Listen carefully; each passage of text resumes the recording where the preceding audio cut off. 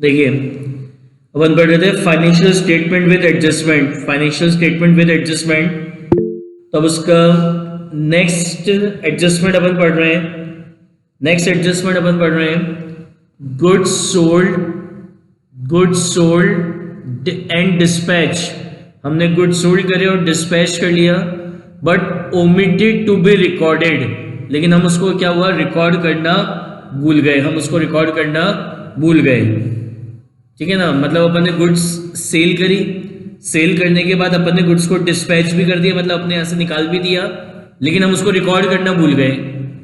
तो अपन अज्यूम करते हैं ये हमारी क्रेडिट सेल हुई होगी, ये हमारी क्रेडिट सेल हुई होगी जिसको अपन रिकॉर्ड करना भूल गए। तो क्रेडिट सेल की एंट्री क्या होती है? क्रेडिट सेल की एंट्री होगी आपकी debtor account debit to sales.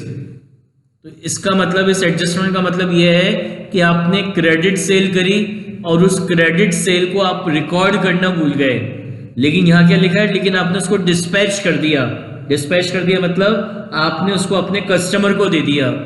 तो कस्टमर को दे दिया मतलब आपका जो क्लोजिंग स्टॉक है, आपने अपने क्लोजिंग स्टॉक में से तो ये माइनस कर दिया, क्लोजिंग स्टॉक में से तो ये जो सेल है वो माइनस कर दी, लेकिन उसको रिकॉर्ड करने की एंट्री आपने नहीं करी। तो मैं रिकॉर्ड करने की एंट्री करूंगा तो एंट्री क्या होगी, debtor account debit to sales. तो इससे क्या होगा, एक तो मेरे डेटर क्या होंगे, मेरे डेटर इंक्रीज हो जाएंगे, और दूसरा क्या होगा, मेरी जो सेल्स है, मेरी सेल्स भी क्या होगी, इंक्रीज हो जाएगी। मेरी सेल्स भी क्या होगी, इंक्रीज हो जाएगी। अब इसमें जो इंपॉर्टेंट बात आएगी जब ये एडजस्टमेंट होगा, तो इंपॉर्टेंट चीज क्या है कि क्वेश्चन में अगर आपसे कह रहा है create provision for doubtful debt, तो ये इस अमाउंट से आपके डेटर भी इंक्रीज हो जाएंगे। तो ये जो अमाउंट, इस अमाउंट से जो डेटर इंक्रीज हो रहे हैं, तो आपको बैलेंस शीट में सपोज करो 20,000 के डेटर्स गिवन है, और ये जो सेल थी वो 10,000 की सेल थी जिसको आपने बुक्स में रिकॉर्ड नहीं करा। तो अब रिकॉर्ड करने के लिए अपन डेटर इंक्रीज करेंगे कितने से, 10,000 से। तो यानी अब आपके टोटल डेटर कितने हो गए, 30,000। तो आप जो प्रोविजन बनाओगे, प्रोविजन फॉर डाउटफुल डेट या provision for discount on debtor, वो किस पे बनाओगे, इस 30,000 रुपीज पे बनाओगे, ठीक है। Next adjustment, goods purchase. अपन ने गुड्स परचेज करा, अपन ने गुड्स परचेज करें, गुड्स परचेज करने के बाद उसको अपन ने अपने स्टॉक में भी इंक्लूड कर लिया, लेकिन हम उसको बुक्स में रिकॉर्ड करना भूल गए। लेकिन हम उसको क्या हुआ, बुक्स में रिकॉर्ड करना भूल गए। तो एक तरीके से ये हमारी क्रेडिट परचेज हुई है, और उस क्रेडिट परचेज को अपन क्या हुआ, बुक्स में रिकॉर्ड करना भूल गए। तो क्या एंट्री होगी क्रेडिट परचेज को बुक्स में रिकॉर्ड करने की? एंट्री हो जाएगी purchase account debit to creditor, purchase account debit to creditor. तो इससे क्या होगा, इस एंट्री को पास करने से क्या होगा, एक तो आपकी परचेज जो है वो इंक्रीज हो जाएगी, दूसरे आपके जो क्रेडिटर्स हैं, वो भी क्या होंगे, इंक्रीज हो जाएंगे, ठीक है ना। और क्या कह रहा है, इंक्लूडेड इन द स्टॉक, यानी आपने अपने स्टॉक में इसको ऑलरेडी इंक्लूड कर लिया है। तो यानी आपका जो क्लोजिंग स्टॉक है उसमें आपने जो स्टॉक परचेज करा है वो ऑलरेडी इंक्लूड कर लिया है, तो क्लोजिंग स्टॉक में कोई चेंज नहीं होगा। ये 20 एडजस्टमेंट मैंने आपको ये बताया कि हमने गुड्स सोल्ड करे, कस्टमर को गुड्स हैंडओवर भी कर दिए, लेकिन हम उस सेल की एंट्री करना भूल गए। तो सेल की एंट्री कैसे करेंगे, debtor account debit to sale. तो क्या कह रहा है, डिस्पैच कर दिया तो क्लोजिंग स्टॉक में से तो माइनस हो गया, तो क्लोजिंग स्टॉक में तो कोई दिक्कत नहीं है, लेकिन इस क्रेडिट सेल को रिकॉर्ड करना भूल गए थे। तो इस सेल को रिकॉर्ड करेंगे तो एक तो हमारे डेटर बढ़ेंगे और दूसरा हमारे सेल्स बढ़ेगी। दूसरी चीज मैंने क्या बताई, अगर क्वेश्चन में लिखा है create provision for doubtful debt, तो सपोज करो ट्रायल बैलेंस में आपको डेटर्स गिवन है 20,000 के, डेटर्स गिवन है 20,000 के। अब इस सेल को आप बुक्स में रिकॉर्ड करोगे तो आपके डेटर 10,000 से इंक्रीज हो जाएंगे। तो यानी अब आपके टोटल डेटर कितने हो गए, 30,000। तो जो भी अगर आपको प्रोविजन फॉर डाउटफुल डेट बनाना है या provision for discount on debtor बनाना है, तो इस 30,000 रुपीज पे आप प्रोविजन फॉर डाउटफुल डेट या provision for discount on debtor create करोगे। राइट। देखो निकालो illustration number 20 page number 22.56, illustration number 20 page number 22.56। From the following trial balance of Seema Garments as on 31st March 2007, prepare adjustment entry, trading and profit and loss account and balance sheet। क्या information है? Closing stock 30,000 है। Goods worth ₹5,000 was sold, dispatch on 28 March, but no entry has been passed। तो ये इसका adjustment किस में होगा? एक तो सेल्स में होगा, तो सेल पे टिक लगा लो, और दूसरा किस में होगा? डेटर पे टिक लगा लो। Goods costing ₹7,000 were purchase included in the stock but no entry will be passed. तो इसका एडजस्टमेंट एक तो परचेज में करेंगे और दूसरा क्रेडिटर्स में करेंगे, तो परचेज और क्रेडिटर पे टिक लगा लो। Create provision of 2% for discount on debtor, तो डेटर पे एक और एडजस्टमेंट है। 1/3 of the commission receive related to next year, तो कमीशन पे एडजस्टमेंट है, कमीशन पे टिक लगा लो। डेप्रिसिएट फर्नीचर बाय 10%, फर्नीचर पे एडजस्टमेंट है, फर्नीचर पे टिक लगा लो। And salary for the month of March 2000 still outstanding, तो सैलरी पे एडजस्टमेंट है, अब सैलरी पे भी टिक लगा लो। ठीक है, अब देखो सबसे पहले आपको ओपनिंग स्टॉक दे रखा है, तो ओपनिंग स्टॉक को अपन कहाँ लिखेंगे? ट्रेडिंग अकाउंट की डेबिट साइड में लिखेंगे सबसे ऊपर। To opening stock trading account की डेबिट साइड में, तो ट्रेडिंग अकाउंट की डेबिट साइड में लिखेंगे टू ओपनिंग स्टॉक। कितना दे रखा है ओपनिंग स्टॉक? 15,000। फिर परचेज एंड सेल है, तो परचेज पे भी एडजस्टमेंट है और सेल पे भी एडजस्टमेंट है, तो दोनों को इनर कॉलम में लिख लो। टू परचेज कितनी है? 1,09,000। एंड सेल्स कितनी है आपकी? सेल्स है 1,80,000। जो डेबिट में वो परचेज है, जो क्रेडिट में वो सेल है। अब जरा पॉइंट नंबर 2 पढ़ो, रीड पॉइंट नंबर 2, एडजस्टमेंट का point number 2। Goods worth ₹5,000 were sold, dispatched but no entry has been passed. अपन ने 5,000 की सेल करी, लेकिन हम उसको रिकॉर्ड करना भूल गए, तो अब उसको रिकॉर्ड करने की एंट्री क्या होगी? रिकॉर्ड करने की एंट्री हो जाएगी debtor account debit to sales account, debtor account debit to sales account. कितने की सेल करी अपने? 5,000। तो इस एंट्री को करने से एक तो हमारे डेटर इंक्रीज हो जाएंगे। क्या इंक्रीज होंगे? डेटर।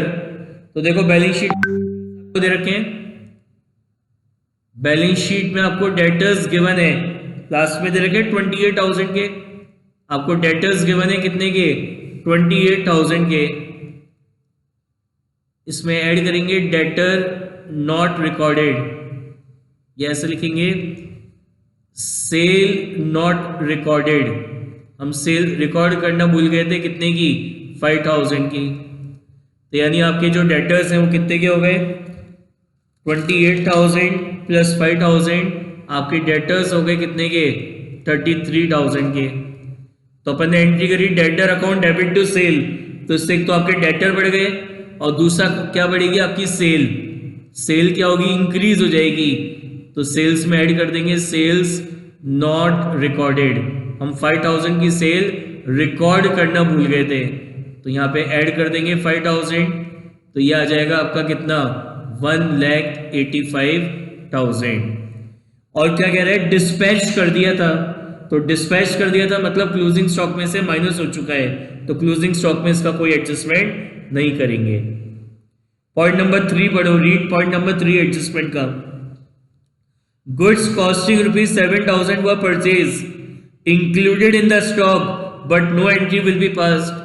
अपन ने 7,000 रुपीज की परचेज करी, हमने उसको स्टॉक में इंक्लूड कर लिया, लेकिन हम इस परचेज को रिकॉर्ड करने की एंट्री करना भूल गए, तो एंट्री क्या हो जाएगी आपकी?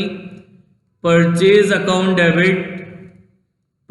Account debit to creditor, purchase account debit to creditor 7,000। तो ट्रेडिंग अकाउंट में इससे क्या हुआ? एक तो आपकी परचेज इंक्रीज हो गई, तो परचेज में ऐड कर देंगे purchase not recorded, purchase not recorded, कितने की परचेज आपने रिकॉर्ड नहीं करी थी? 7000 की। तो एक तो आपने 7000 की परचेज रिकॉर्ड कर ली, तो आपकी परचेज कितनी होगी? 1,16,000। और दूसरा क्या हुआ, इससे आपके क्रेडिटर इंक्रीज हो गए।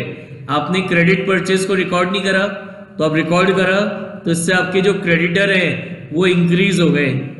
तो क्रेडिटर्स कितने दे रखे हैं आपको? 13,000 के दे रखे हैं। तो इसमें ऐड करेंगे परचेज नॉट रिकॉर्डेड, जो परचेज आपने रिकॉर्ड नहीं करी। कितने की परचेज आपने रिकॉर्ड नहीं करी? 7,000 रुपीज की परचेज आपने रिकॉर्ड नहीं करी, यानी आपके जो क्रेडिटर्स हैं वो कितने के हो गए? 20,000 के आपके क्रेडिटर्स हो गए। Next, manufacturing. तो वेजेस आपका डायरेक्ट एक्सपेंस होता है, और जो हमारे डायरेक्ट एक्सपेंसेस होते हैं it will be debited in profit and loss account.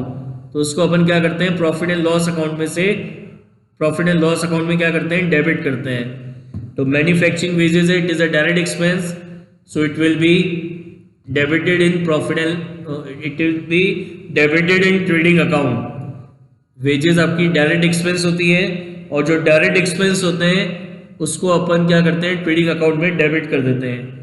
तो ट्रेडिंग अकाउंट में लिखेंगे to manufacturing wages, to manufacturing wages कितना है?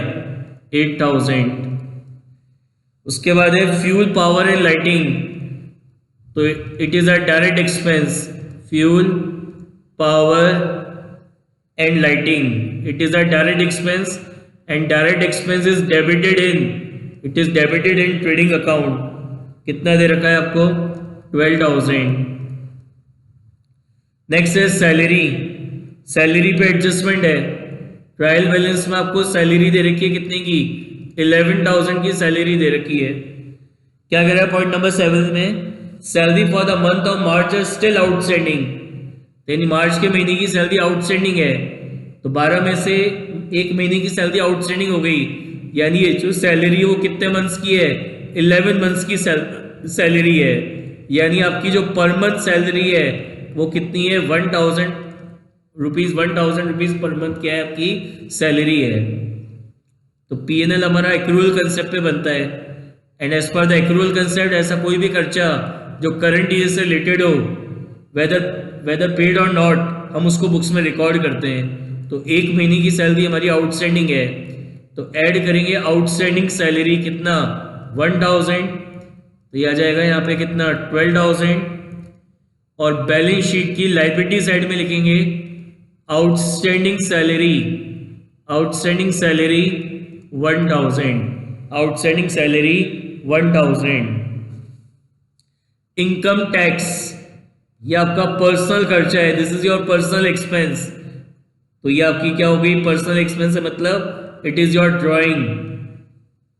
ये आपकी क्या है? ड्राइंग है। तो ड्राइंग को अपन क्या करते हैं? वर्किंग नोट में कैपिटल में से माइनस कर देते हैं ड्राइंग। तो ड्राइंग, इनकम टैक्स आपकी क्या है? ड्राइंग है। तो इसको वर्किंग नोट में कैपिटल में से माइनस कर देंगे। कितना दे रखा है? 5,500। नेक्स्ट, लोन टू एक्स, क्या लिखा है? पढ़ना ध्यान से। लोन फ्रॉम एक्स नहीं है, लोन टू एक्स है। और लोन टू एक्स मतलब ये लोन हमने दे रखा है एक्स को, ये लोन हमने दे रखा है एक्स को, तो ये हमारा असेट हो गया। तो loan to x eight 10% per annum, eight 10% per annum. कितना लोन दे रखा है हमने? 5,000 रुपीज का लोन दे रखा है। क्या मतलब है इसका? Loan to x eight 10% per annum. ये 10% का क्या मतलब है? इसका मतलब ये है कि ये जो लोन है ना, इस लोन पे हमें 10% की रेट से क्या मिलेगा? इंटरेस्ट मिलेगा। इस लोन पे हमें 10% की रेट से क्या मिलेगा? इंटरेस्ट मिलेगा। यानी आपका जो इंटरेस्ट ऑन लोन है, इंटरेस्ट ऑन लोन कितना हो जाएगा? इंटरेस्ट ऑन एक्स लोन कितना हो जाएगा? लोन आपका दे रखा है कितने का? लोन आपका दे रखा है 5,000 का। इस पे अपन को इंटरेस्ट मिलेगा 10% की रेट से। तो 10% की रेट से यानी कितना इंटरेस्ट मिलना चाहिए हमें? 500 रुपीज़ का करंट ईयर में इंटरेस्ट रिसीव्ड होना चाहिए। हमने एक्स को लोन दे रखा है, तो एक्स उस लोन पे हमें इंटरेस्ट देगा, तो यानी करंट ईयर में हमें 500 रुपीज़ का इंटरेस्ट मिलना चाहिए। लेकिन यहाँ पे क्या लिखा है इसके नीचे? इंटरेस्ट ऑन एक्स लोन 300, जबकि मिला कितना? 300। तो ये हमारी इनडायरेक्ट इनकम हो गई। ये हमारी क्या हो गई? इनडायरेक्ट इनकम हो गई। और इनडायरेक्ट इनकम्स को अपन कहाँ शो करते हैं? प्रॉफिट एंड लॉस अकाउंट की क्रेडिट साइड में। तो हमारे करंट ईयर का जो इंटरेस्ट है वो कितना बनता है? 500, लेकिन मिला कितना है? 300 ही मिला है। तो बाकी का क्या हो गया? एक्रूड हो गया। तो जो इनकम हमें रिसीव नहीं होती वो हमारी एक्रूड इनकम्स कहलाती हैं। तो ऐड करेंगे एक्रूड इंटरेस्ट कितना? 200। तो बैलेंस शीट की असेट साइड में लिखेंगे एक्रूड इंटरेस्ट कितना? 200। कितना है एक्रूड इंटरेस्ट? 200। तो 500 हमारा करंट ईयर का इंटरेस्ट था, तो 500 में से 300 तो रिसीव हो गया। तो जो करंट ईयर का इंटरेस्ट आपको रिसीव नहीं हुआ वो आपका क्या कहलाएगा? Accrued income, that is accrued interest. और इसको अपन ने बैलेंस शीट की असेट साइड में शो कर दिया।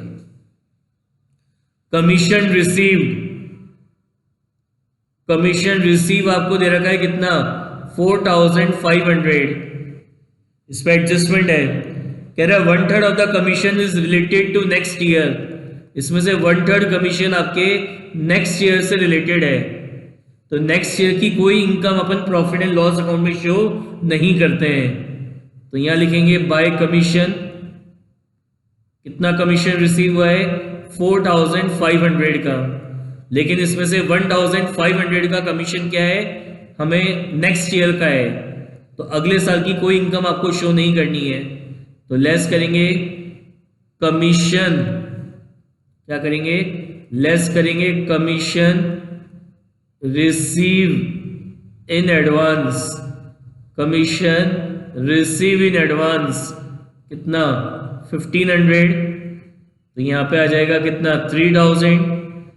और बैलेंस शीट की लायबिलिटी साइड में लिखेंगे commission receive in advance. Commission receive in advance कितना? 1500। Commission receive in advance 1500। Next क्या है? रेंट। तो रेंट पे कोई एडजस्टमेंट है क्या? रेंट पे कोई एडजस्टमेंट नहीं है, it is indirect expense, so it will be debited in profit and loss account. कितना है? 4000। रेंट ओइंग मतलब ये हमारा आउटस्टैंडिंग रेंट है, तो ये हमारी लायबिलिटी है। तो बैलेंस शीट की लायबिलिटी साइड में लिखेंगे आउटस्टैंडिंग रेंट कितना है? 600। ये आउटस्टैंडिंग रेंट आपको ट्रायल बैलेंस के अंदर दे रखा है। इट मींस इसका रेंट अकाउंट में एडजस्टमेंट हो चुका है, तो इसलिए केवल इसको बैलेंस शीट की लायबिलिटी साइड में लिखा है। अगर ये नीचे एडजस्टमेंट में दे रखा होता तो मैं इसको रेंट में ऐड करता, राइट। नेक्स्ट है फर्नीचर। फर्नीचर कितना दे रखा है आपको?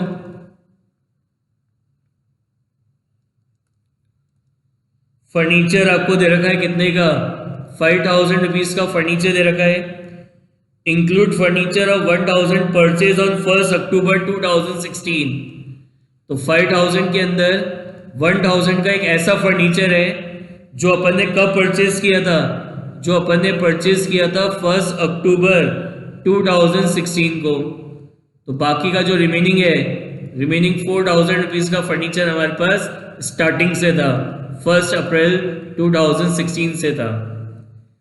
समझ में आया क्या है ये? फर्नीचर टोटल आपको 5000 का दे रखा है। कह रहा है इसके अंदर फर्नीचर इंक्लूड है 1000 का जो अपन ने 1 अक्टूबर को खरीदा था, यानी जो रिमेनिंग 4000 का फर्नीचर है वो पूरे स्टार्टिंग से हमारे पास था, यानी 1 अप्रैल से हमारे पास था। अब इसमें एडजस्टमेंट है पॉइंट नंबर 6। कह रहा है डेप्रिसिएट फर्नीचर बाय 10%। तो depreciation on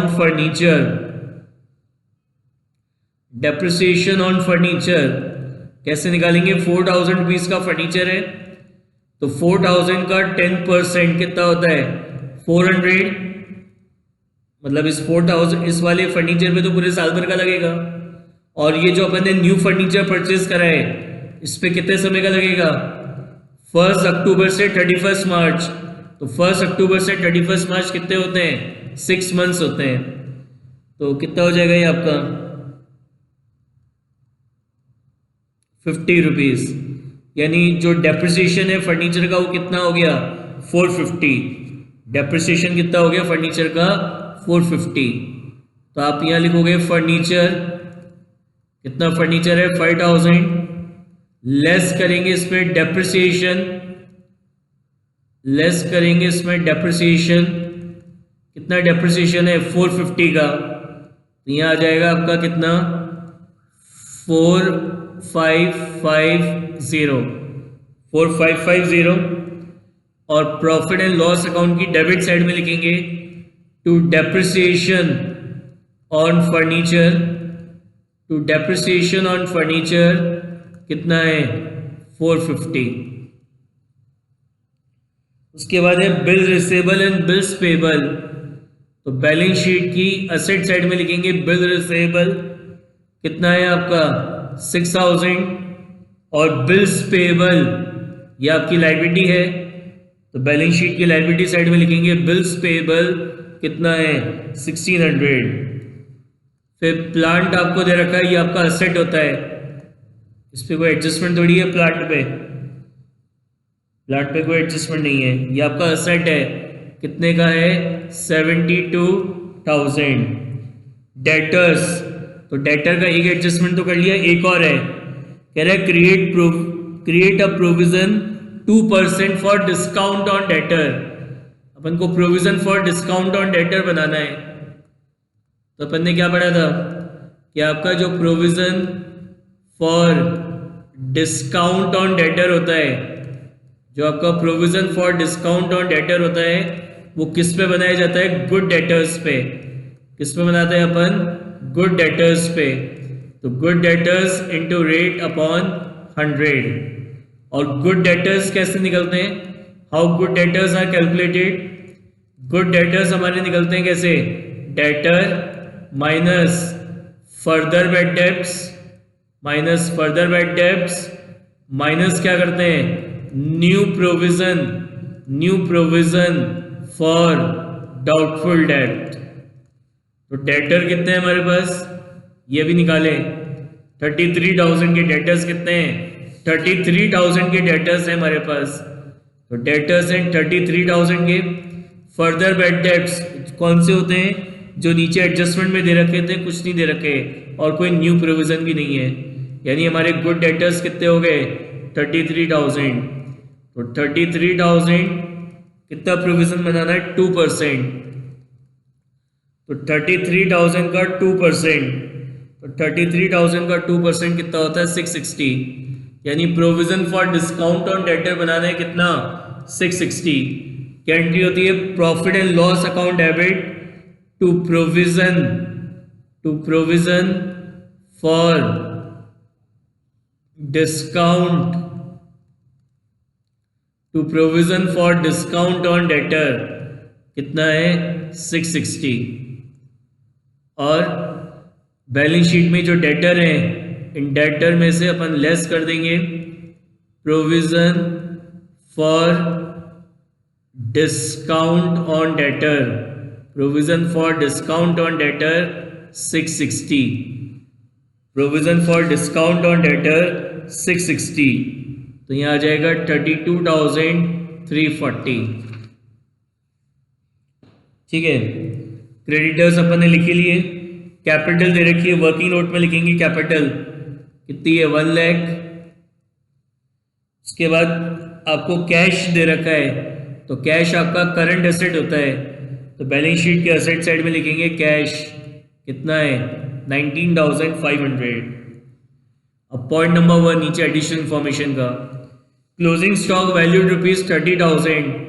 closing stock trial balance के बाहर दे रखा है, तो एक तो आपके ट्रेडिंग अकाउंट में क्रेडिट हो जाएगा बाय क्लोजिंग स्टॉक कितना 30,000।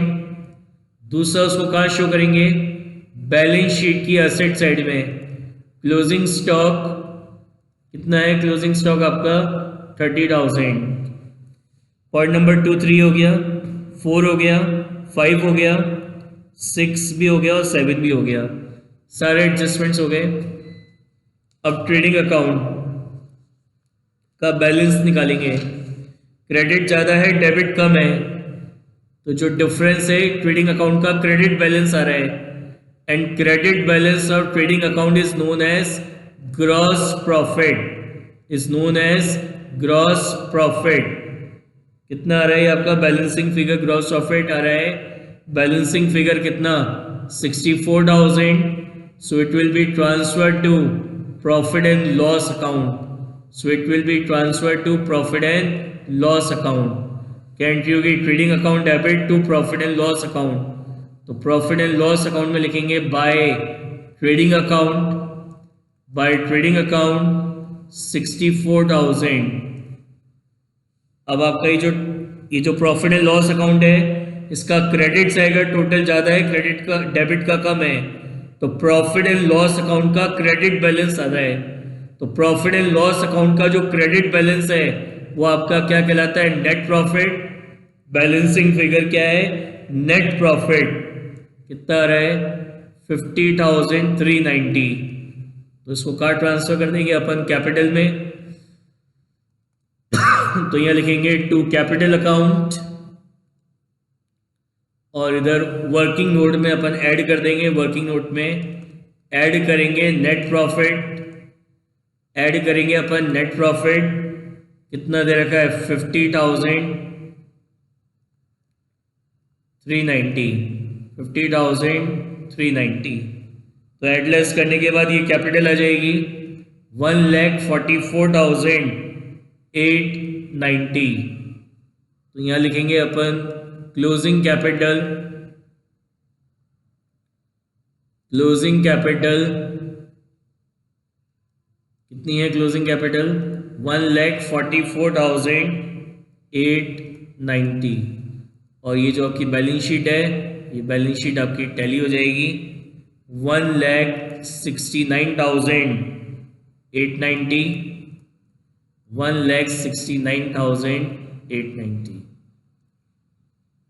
समझ में आई बात?